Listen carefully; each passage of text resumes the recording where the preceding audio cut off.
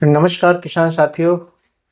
अगर आप चाहते हैं कि आपकी गाय ज़्यादा दूध दे, स्वस्थ रहे और चारे का खर्च कम हो जाए, तो आज का वीडियो आपके लिए बहुत काम आएगा।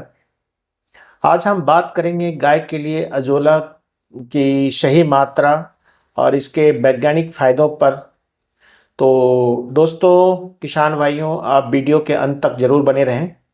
सबसे पहले हम बात करेंगे अजोला है क्या। जो बार-बार मैं ये जो हमारा पार्ट 16 है उसमें मैं बात कर रहा हूँ। अज़ोला एक तैरने वाला हरा पौधा है, जिसे नॉर्मली ग्रीन गोल्ड भी कहा जाता है। इसमें लगभग 20 से 25% तक प्रोटीन उपलब्ध होता है और इसके अलावा इसमें कैल्शियम और आयरन के अलावा विटामिन ए और विटामिन बी 12 और साथ ही यह अमीनो एसिड, ये सभी भरपूर मात्रा में अज़ोला में पाया जाता है।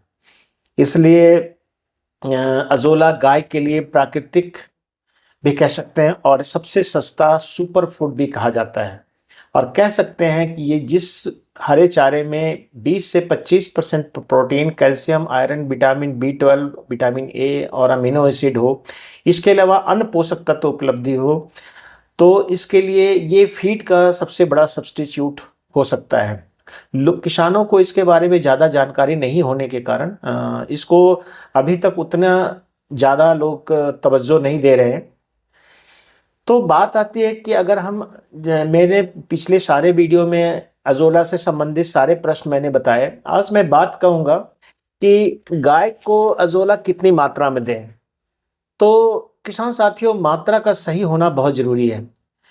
औसतन जो हम अज़ोला का बेड लगाते हैं 10 फीट बाई 6 से 7 या 8 फीट कह लीजिए, तो उससे प्रतिदिन करीब 1 किलोग्राम ताज़ा अज़ोला प्रतिदिन मिल जाता है और यह एक पशु के लिए, एक स्वस्थ गाय के लिए सफिशिएंट है। और एक दिन में गाय को दोनों टाइम मिला करके आधा किलो मॉर्निंग में, आधा किलो इवनिंग में आप दे सकते हैं या एक टाइम भी दे सकते हैं। जैसे सुबह और शाम का जो आपका चारा होता है, सूखा चारा, उसमें मिला करके, या आपका जो हरा चारा आप लाते हैं उसमें मिला करके भी दे सकते हैं। अब हम बात करते हैं कि जैसे कोई हाइब्रिड हो या जर्सी गाय हो या होल्स्टाइन फ्रीजियन हो, तो उसको प्रतिदिन 2 से 3 किलो तक भी अजोला प्रतिदिन दिया जा सकता है। तो अगर किसान भाई, अगर आप अज़ोला का बेड लगाए हैं, अज़ोला का टैंक लगाए हैं, अज़ोला प्रोडक्शन आपका होना शुरू हो गया है, तो पहली बार में अगर हम गाय की बात करें तो 200 से 200 ग्राम या 250 ग्राम ही अज़ोला पहले 1 सप्ताह तक दीजिए। और 1 सप्ताह तक जब गाय इसको आराम से या चाव से, या कह सकते हैं अपनी इच्छा से खाना शुरू कर दें, तो धीरे-धीरे इसकी मात्रा को बढ़ाना शुरू कर दें। हो सकता है कि जैसे अज़ोला हम देते हैं तो गाय इसको ना खाए, तो इसके 100 ग्राम या 150 ग्राम से आप देना शुरू करें। धीरे-धीरे गाय जब इसको खाने के लिए शुरुआत कर देती है, ताकि इसके गाय के शरीर पे कोई प्रतिकूल प्रभाव ना पड़े। और अगर हम गाय को अज़ोला दे रहे हैं, तो हमें ये तो पता होना चाहिए कि इसका फ़ायदा क्या है। सबसे पहली बात तो है कि गाय उत्पादन में बढ़ोतरी होती है, दूध उत्पादन में। गाय का दूध जो है 10 अज़ोला खिलाने से यह देखा गया है कि 10 से 20% तक जो दूध है वो बढ़ जाता है। तो एकदम से नहीं बढ़ेगा, इट विल टेक टाइम। महीना भर जब आप इसको खिलाएँगे तो धीरे-धीरे आपको दूध बढ़ने का आपको आसार नज़र आने लगेगा। साथ ही दूध की गुणवत्ता भी बेहतर होने लगती है। इसके अलावा बात करें तो चारे पर जो हम खर्च करते हैं वो कम होने लगता है। जैसे फीड वगैरह पे एक बोरी जो हम फीड लाते हैं 1500 से 1800 रुपये का है, तो वो खर्च हमारा धीरे-धीरे, अगर अज़ोला आप खिलाना शुरू कर दें तो धीरे-धीरे 1 महीने, 1.5 महीने, 2 महीने के बाद आप पूरी तरह से फीड का रिप्लेसमेंट, एक तरह से कहते हैं, उसका सब्स्टिट्यूट है जो अज़ोला बन सकता है। अगर शुरुआत में अज़ोला देने से 20 से 25% तक, तो आप अपना जो फीड है, जो दाना खिलाते हैं, उसको तो कम कर सकते हैं। और हरा चारा, अगर कभी किसी समय में हरा चारा आप नहीं नहीं भी पशु को मिल रहा है, तो वो इसका सबसे बेहतर विकल्प माना जाता है। कम, यानी कि कम खर्च और ज़्यादा मुनाफा। गाय की सेहत भी इसमें मजबूत रहती है।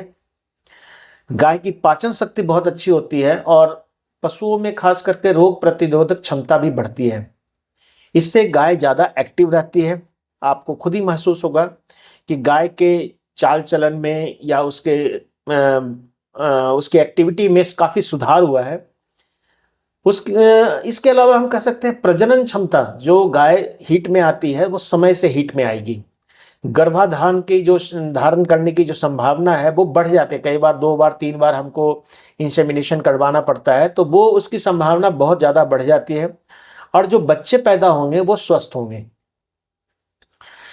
कुछ मिनरल्स जो गाय के लिए बहुत ज़रूरी है वो है कैल्शियम, आयरन और विटामिन। और ये तीनों चीज़, जैसे कैल्शियम की अगर बात करें तो इससे दूध उत्पादन बढ़ता है, मजबूत हड्डियां होती हैं। अगर आयरन जो है वो उससे खून बनता है। और विटामिन जो है वो गाय की त्वचा को कह सकते हैं चमकदार, और उसके बाल वगैरह चमकदार बनाते हैं। तो ये मिनरल की सभी कमी, ये तीनों कमी को अकेला अजोला दूर कर सकता है। आपने सुना भी होगा कि लोग कैल्शियम पाउडर जो होता है या कैल्शियम फीड के साथ अलग से मिलाते हैं। डॉक्टर भी, वेटनेरियन भी रिकमेंड करते हैं।